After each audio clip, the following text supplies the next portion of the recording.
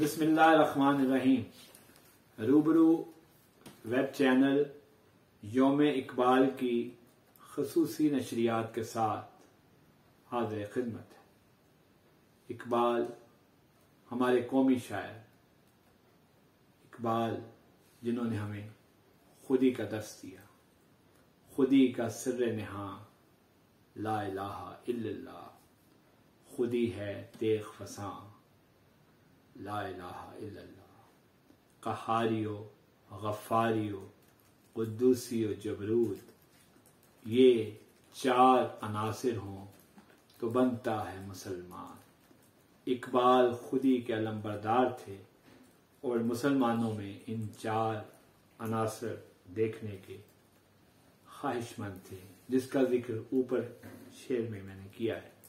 لیکن افسوس آج ہم ایک زوال پذیر قوم بن کر رہ گئے ہیں۔ ہمیں اقبال کے افکار کی روشنی میں اپنے لیے صحیح راستہ تلاش کرنا ہے۔ اس حقیقت سے انکار نہیں کیا جا سکتا کہ اقبال 20ویں صدی کے سب سے بڑے شاعر اور فلاسفہ ہیں۔ انہوں نے اپنی شاعری کے ذریعے غلام اور تباہ حال قوم کی تقدیر کو بدل ڈالا اور مسلمانوں کے اندر الگ مملکت حاصل کرنے کی تحریک بیدار کی۔ اقبال اپنے درویشانہ مزاج کی وجہ سے خود بھی اپنے مقام و مرتبے سے آگاہ نہیں، تو محققین، شعراء، ادباء اور علماء کس طرح ان کے علمی و ادبی اور روحانی مقام کا تعین کر سکتے ہیں؟ البتہ پوری دنیا کے مفکرین نے پچھلے تقریباً 100 برس سے انہیں جس انداز سے خراج تحسین پیش کیا ہے، اس کی مثال کہیں نہیں ملتی، لیکن میرے خیال میں پوری طرح ان کی عظمت کا کوئی سراغ نہیں لگا سکا۔ اقبال کی شاعری میں موضوعات کی رنگا رنگی، زبان و بیان کی خوبصورتی اور لفظ کو اس کی صحیح جگہ پر پوری تخلیقی ہنرمندی سے استعمال کرنے کا ہنر موجود ہے۔ کلام اقبال کے موضوعات میں فلسفہ، انسانی نفسیات، تصوف، تفسیر آیات قرآنی، احادیث سے استفادہ، وطن پرستی، غلامی سے نجات کی کوشش، جذبہ بیداری، طنز و مزاح اور دوسرے بے شمار علمی و ادبی مسائل کے حوالے سے ہمیں خاصے امکانات نظر آتے ہیں۔ اس کے علاوہ عظمت آدم کا اعتراف اور بچوں کے لیے خوبصورت نظمیں اور پیغامات اور ان کی شعری فکر میں عورتوں کا مقام کچھ اس خوبصورتی سے منتقل ہوتا ہے کہ پڑھنے والا حیرت میں مبتلا ہو کر بہت کچھ سوچنے پر مجبور ہو جاتا ہے۔ بقول رشید احمد صدیقی، اقبال کی شاعری خود شاعری کی معراج ہے۔ جی ہاں، اقبال کی شاعری خود شاعری کی معراج ہے۔ انہوں نے جذبات کو فکر کا درجہ دیا ہے، فکر کو جذبات کا آب و رنگ بخشا ہے۔ دونوں صورتوں میں اقبال کا آرٹ اور ایقان دوش بدوش کار فرما ملتا ہے۔ علامہ اقبال کے بارے میں مشہور تھا کہ ان کی شاعری قرآن پاک کی تفسیر ہے اور وہ شعر کہنے سے پہلے مطالعہ قرآن فرمایا کرتے تھے۔ اس حقیقت کی نشاندہی ان کے گھریلو ملازم علی بخش نے بھی کی اور دوسرے بہت سے لوگ بھی اس بات سے واقف ہیں۔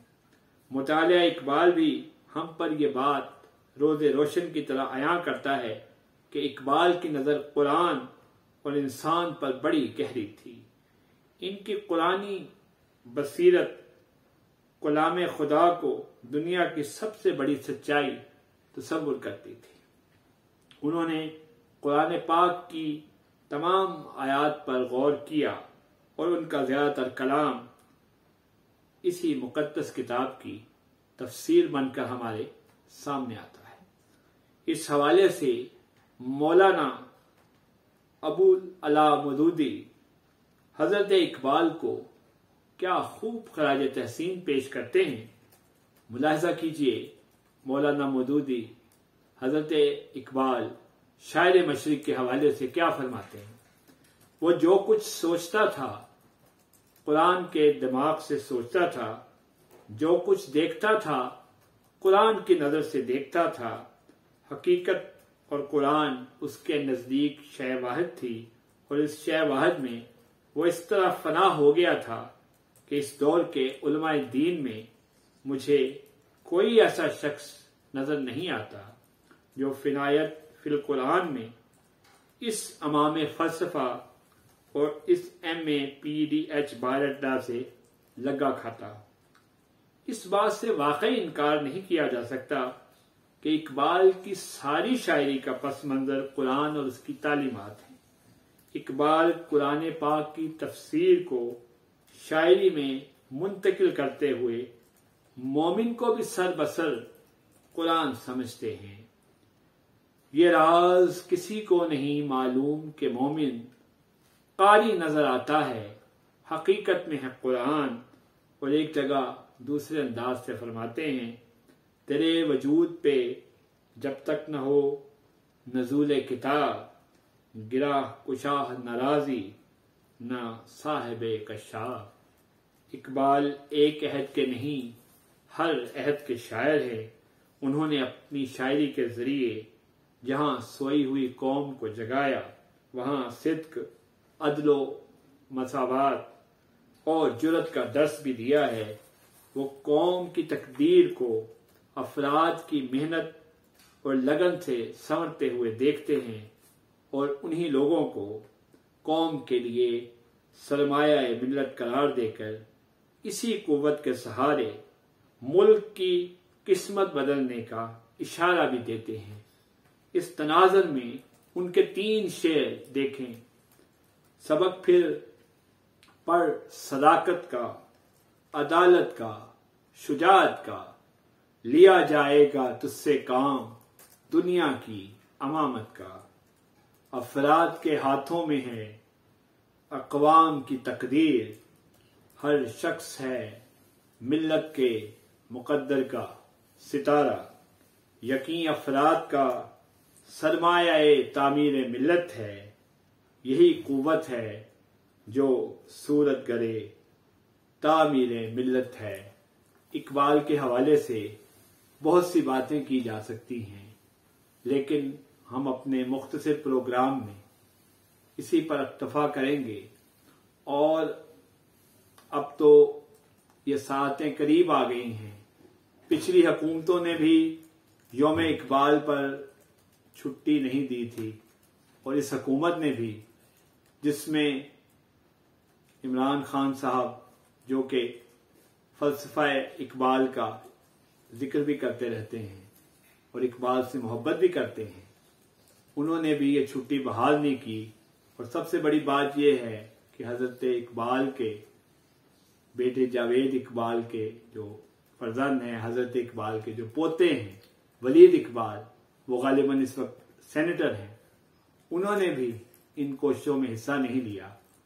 میری حکومت وقت سے اپیل ہے کہ ہمیں اپنے بڑوں کا جب بھی دن آئے اس پہ چھٹی دینی چاہیے، وہ یوم پیدائش ہو یا یوم وفات ہو، تاکہ ہم پوری قوم مل کر اپنے عظیم لیڈروں کا دن منا سکیں اور ایک جشن کی صورت میں یہ دن منائیں۔